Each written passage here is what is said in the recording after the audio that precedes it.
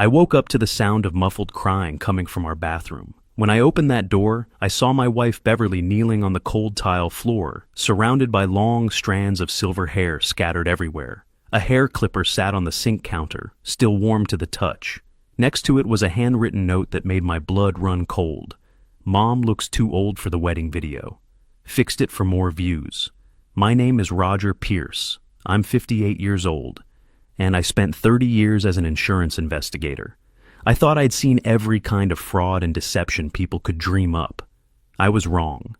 Beverly wasn't crying out loud, just shaking as her hands touched her completely bald head. That hair had been growing for over 30 years. She'd sworn never to cut it after her mother passed away, keeping it as her last connection to those memories. Now it was gone, cut off and thrown on the floor like garbage. I picked up the clipper, still warm. This had just happened maybe 10 minutes ago. I looked around, the bathroom more carefully with my investigator's eye. Everything was too neat. The towels were folded perfectly. The window was cracked at the usual angle. This wasn't chaos after some accident. This was planned. On the vanity counter, I spotted Beverly's phone lying face down. When I flipped it over, the screen lit up, showing a video recording app. The live stream icon showed it had ended less than 15 minutes ago. The viewer count was already climbing past 50,000. That's when I understood what really happened here.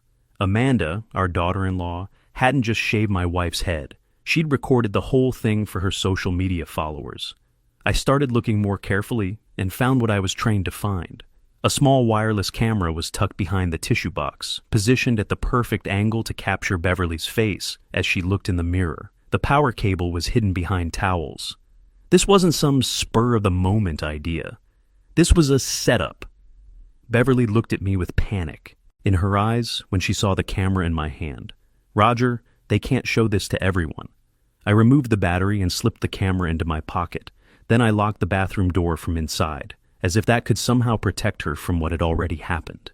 You don't need to go out there right now, I told her. Let me handle this. I helped Beverly back to our bedroom and wrapped her in her thickest bathrobe. When I closed the door behind me, I could hear her start to cry. Not loud, just soft sobs that somehow made it worse. I walked down the hallway toward Neil and Amanda's room. Each step, I felt that familiar coldness settling in.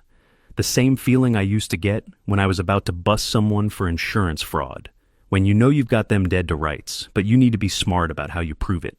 I could hear voices coming from their room. Amanda's laugh was sharp and excited. Neil's voice was lower, more nervous. The door was cracked open just enough that I could see them looking at a phone screen together. It might be a bit much, Neil was saying quietly, but if this goes viral, the money will be worth it.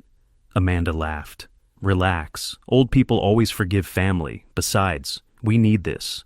The MLM isn't bringing in enough, and you know how much we owe on those property investments. I stood there listening, not shocked exactly, but getting confirmation of what I'd already suspected. This wasn't just cruelty, this was business. I walked away before they noticed me. I didn't want a confrontation yet. In my line of work, you learn that the best revenge comes from having all your evidence lined up perfectly before you make your move. Back in our bedroom, Beverly was sitting up against the headboard. She looked tired but more composed. "I'm okay," she said, though we both knew that wasn't really true. I sat down next to her. "I need you to trust me on something. I'm going to make this right, but I need to do it my way." She nodded. After 35 years of marriage, she knew when I had that investigator look in my eyes. I left Beverly to rest and went to my home office. The same office where I'd spent countless hours building fraud cases, following paper trails, connecting dots that seemed unrelated until you stepped back and saw the whole picture. First call was to my old partner at the insurance company, Jim, who now works fraud cases for the state attorney's office. "I need to report elder abuse and fraud," I said. "It's family, and it's complicated, but I've got evidence." Jim didn't ask a lot of questions. We'd worked together long enough that he trusted my judgment. "Bring me what you've got. We'll take a look." "There's something else," I said. "There's a wedding happening in 4 hours. I think they're planning more exploitation. Roger, if you're thinking about doing something at that wedding, nothing illegal, nothing that'll compromise your case, but I need to document whatever else they have planned." Next, I called Adult Protective Services, explained the situation to their intake specialist. They scheduled an interview for the following week, but I told them this couldn't wait. Sir, we understand your concerns, but unless there's immediate physical danger, there is. Financial exploitation of vulnerable seniors. And I believe there are other victims. That got their attention. They agreed to have someone available by phone during the wedding, in case we needed immediate intervention.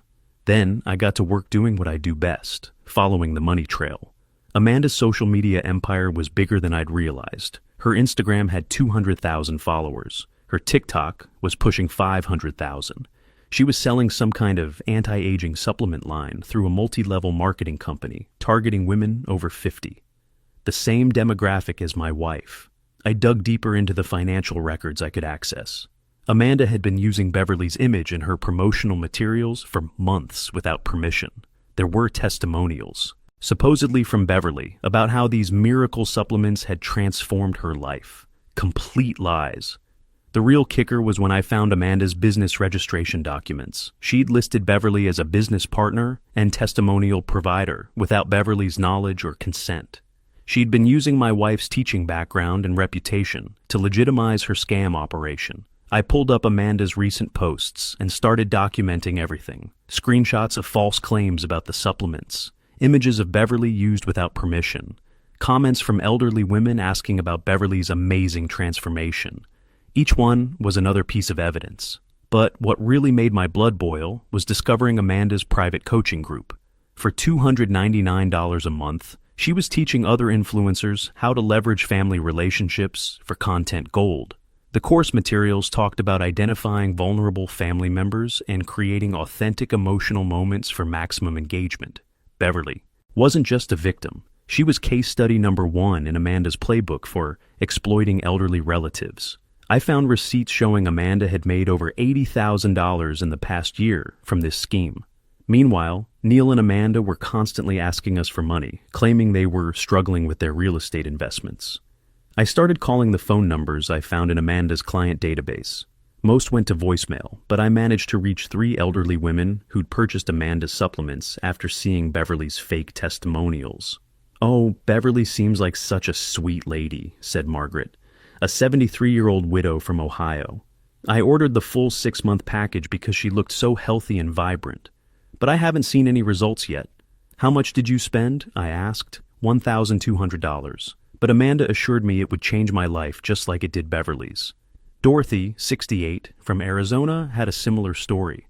She'd spent $800 on supplements and another $400 on Amanda's personal coaching calls where Amanda supposedly shared Beverly's secret routine. "I kept asking when I could talk to Beverly directly," Dorothy said. Amanda always had excuses, said Beverly was too busy or traveling. The third woman, Ruth, 71, had spent nearly $2,000 and was starting to get suspicious when the supplements made her sick. I tried calling the customer service number, but it just goes to Amanda's personal voicemail, and when I asked for my money back, she said all sales were final. I documented every conversation, every receipt, every false claim. By the time I was done, I had enough evidence to put Amanda away for years. But I wanted more than just legal consequences. I wanted public accountability. I made one more call to my buddy at the local news station. Sarah had covered some of my bigger fraud cases when I was still working. "I've got a story for you," I said. "Elder abuse meets social media's exploitation. It's happening today, and if you want to be there when it all comes out, meet me at the Riverside Manor at 2 p.m. Roger, what are you planning? Justice and ratings gold. Trust me on this one." The wedding was scheduled for 3 p.m. Perfect timing. I went back to check on Beverly. She was up, looking at herself in the mirror. I'd brought her a silk scarf from our closet, one she'd never worn. When I wrapped it around her head, it didn't hide what had happened, but it gave her back some dignity. "Are you ready?" I asked. "What are you planning?" "Justice." Before we left for the venue, I made one final call to Jim at the state attorney's office. "I've got everything you need," I told him. "Financial records, victim statements, evidence of ongoing fraud. But I need you to be ready to move fast." "Roger. Whatever you're planning to do at this wedding, I'm going to give you the best arrest footage you've ever had. Just make sure you're there with handcuffs ready." The venue was buzzing with activity when we arrived. Amanda was already in full performance mode, phone in hand, greeting guests and recording everything. She was wearing a wireless microphone, treating the whole wedding like a live broadcast. Neil was nervous, I could tell. He kept glancing at Beverly and me, probably wondering if we were going to cause a scene. He should have been wondering about bigger problems. I spotted Sarah from the news station, setting up in the back with her camera crew. Amanda noticed them too, and assumed they were there to cover her dream wedding content. She actually walked over and introduced herself, offering them exclusive access to her special day. "This is going to be such an inspiring story," Amanda gushed to Sarah, "from struggling newlyweds to social media success, all thanks to family support." Sarah just nodded and smiled, not mentioning that she was there for a very different kind of story. The ceremony started right on time. I sat in the front row with Beverly, playing the role of the proud father-in-law. But I was really just waiting for the right moment. My phone was buzzing with text updates from Jim and his team, who were positioned outside the venue. During the vows, Amanda kept glancing at her phone to monitor the live stream comments. Even during her own wedding ceremony, she was performing for the camera. Neil looked uncomfortable with all the filming, but he went along with it. When it came time for speeches, Amanda took the microphone. She started talking about family, about new beginnings, about how excited she was to share this special day with all her followers. She had her phone positioned to capture every word. "And I want to thank my new in-laws," she said, gesturing toward us.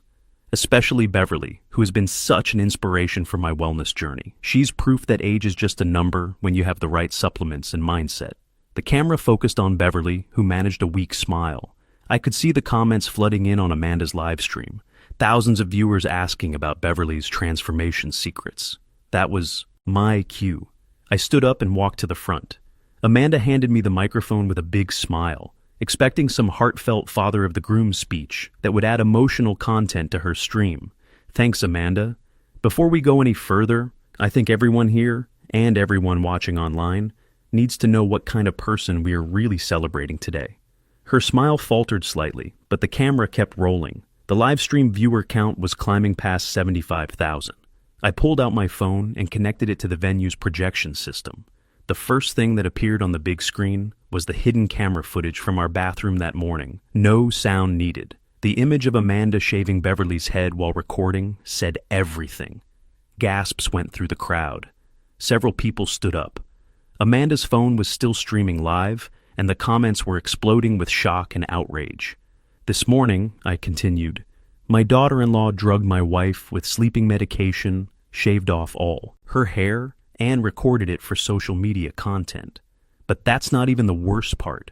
The next slides showed Amanda's MLM scheme documents, the fake testimonials using Beverly's name, and the financial records showing how she'd been exploiting elderly women for months. Amanda has been running an elder abuse operation, using my wife's image and reputation to sell fake supplements to vulnerable seniors. She's made over $80,000 in the past year alone from this scam." I clicked to the next slide, showing screenshots of Amanda's coaching program. She's also been teaching other influencers how to exploit their own elderly family members for content. For $299 a month, she'll teach you how to identify vulnerable relatives and turn their pain into profit. Amanda was backing away from the microphone, but there was nowhere to go. The news cameras were rolling. Her live stream was still going with over 100,000 viewers now, and every guest was recording with their phones. "Let me introduce you to some of Amanda's victims," I said, pulling up photos and testimonials I'd collected. Margaret, 73, spent $1,200 on fake supplements after seeing my wife's fraudulent testimonial. Dorothy, 68, paid $800 for supplements and coaching that made her sick. Ruth, 71, lost nearly $2,000 and is still trying to get her money back. Neil tried to step forward. "Dad, you can't do this. Not today. Your wife committed multiple felonies against my wife," I said into the microphone. "Elder abuse, fraud, identity theft, and drugging someone without consent. She's been running a criminal enterprise using our family name. The only question is whether you were just stupid or actively involved." That's when Jim walked in with two other officers from the DA's office. Perfect timing, just like we'd planned. "Amanda Pierce," Jim announced loudly enough for the microphones to pick up. "You're under arrest for elder abuse, wire fraud, identity theft, and conspiracy to commit financial crimes against vulnerable adults. The wedding reception became a crime scene investigation. Guests were interviewed as witnesses. Amanda's MLM materials were seized as evidence. Her social media accounts were frozen pending investigation. The live stream was still running as Amanda was handcuffed, broadcasting her arrest to over 150,000 viewers in real time. Neil stood there watching his new wife get handcuffed, finally understanding that his father wasn't just some harmless retiree who would stay quiet to keep the peace. The reality of what Amanda had been doing was sinking in, and I could see the fear in his eyes as he realized how deep he was in this mess. "Neil Pierce," Jim continued, "you're also under arrest as an accessory to elder abuse and fraud." "Dad, please," Neil started, but I was already walking away with Beverly. We left before they finished processing the scene. We'd done what we came to do. The live stream had captured everything: Amanda's arrest, the evidence of her crimes, the testimonials from her victims. By the time we got home, the video had been shared thousands of times across social media platforms. The story exploded overnight. Major news networks picked it up. "Social media influencer arrested at own wedding for elder abuse" became the headline that dominated the news cycle for weeks. What really surprised me was how many other families came forward with similar stories. Amanda wasn't the only influencer exploiting elderly relatives for content and profit. The FBI started a task force specifically to investigate what they called family exploitation schemes in the social media space. 3 months later, Amanda was sentenced to 2 years in prison and ordered to pay $125,000 in restitution to her victims. The MLM company shut down after the state attorney's investigation revealed it was essentially a pyramid scheme targeting vulnerable seniors. Her social media empire collapsed overnight. All her accounts were permanently banned. The coaching program was shut down, and everyone who'd paid for it got their money back through a class action lawsuit. Neil lost his real estate license due to the association with the fraud case. He pleaded guilty to accessory charges and got 18 months probation plus 500 hours of community service at senior centers. The judge thought it was appropriate that he spend time actually helping elderly people instead of exploiting them. We don't talk much anymore. Some bridges burn completely when family betrays family. Last I heard, he was working construction and trying to rebuild his life. Amanda filed for divorce from prison, taking half of nothing since all their assets were seized for restitution. Beverly's hair is growing back slowly. She keeps it shorter now, more practical. She says it feels like a fresh start. The trauma took a while to heal, but she's stronger now. She started speaking at community centers about recognizing scams and exploitation. We moved to a senior community with better security and no solicitation policies. We're done being anyone's easy targets. The community has strict rules about filming or photographing residents without consent, and they actually enforce them. I started volunteering with Adult Protective Services, helping them investigate financial crimes against the elderly. Turns out, there's a lot of Amanda types out there, and they're getting more sophisticated every year. Social media has made it easier than ever to target vulnerable people. The case became a landmark prosecution. It was the first time someone was charged specifically for family member exploitation using social media platforms. The law Amanda was convicted under is now called the Beverly Protection Act in our state, and it's been adopted by 12 other states so far. I've done interviews for news stations, senior centers, and community groups about recognizing elder abuse scams. Beverly comes with me sometimes, showing people that you can survive these attacks on your dignity and come out stronger. The wedding video, the one showing Amanda's arrest, has been viewed over 10 million times. It's used in training programs for law enforcement and social workers to show how elder abuse can happen even within families, and how to recognize the warning signs. Margaret, Dorothy, and Ruth, the 3 elderly women I spoke with during my investigation, all got their money back, and then some. They also joined our speaking circuit, sharing their stories to help other seniors avoid similar scams. Dorothy actually became one of Beverly's closest friends. They meet for coffee twice a week and laugh about how they survived Amanda's miracle supplements.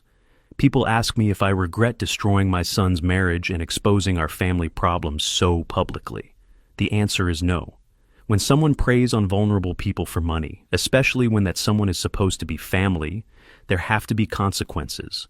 My job was never to enable his bad choices or protect him from the results of his actions. My job was to protect the woman who stood by me for 35 years and make sure other families didn't go through what we went through. The hardest part wasn't the public attention or the legal proceedings. It was accepting that my son had chosen money over his mother's dignity, that he'd stood by and watched his wife drug and humiliate the woman who raised him, all for social media views and MLM profits. But I learned something important through all this. Sometimes the most loving thing you can do is make sure there are real consequences for real harm. Family loyalty doesn't mean letting family members get away with crimes. If you're listening to this story and you recognize something similar happening to someone you know, don't stay quiet. Document everything, call the authorities, and remember that protecting vulnerable people is more important than keeping family secrets. Amanda thought she was smart, exploiting elderly people who wouldn't fight back or couldn't navigate the legal system. She was wrong about that. She thought family would always forgive and stay silent. She was wrong about that too. Sometimes justice takes time, but it comes. And sometimes it comes with handcuffs, at your own wedding, broadcast live to 150,000 people. That's what justice looks like in the real world. The most dangerous predators aren't strangers in dark alleys. They're the ones who sit at your dinner table and call you family while they plan your exploitation. When you spend your life protecting others, you learn that silence isn't golden. It's the weapon that enables every abuser who counts on good people staying quiet.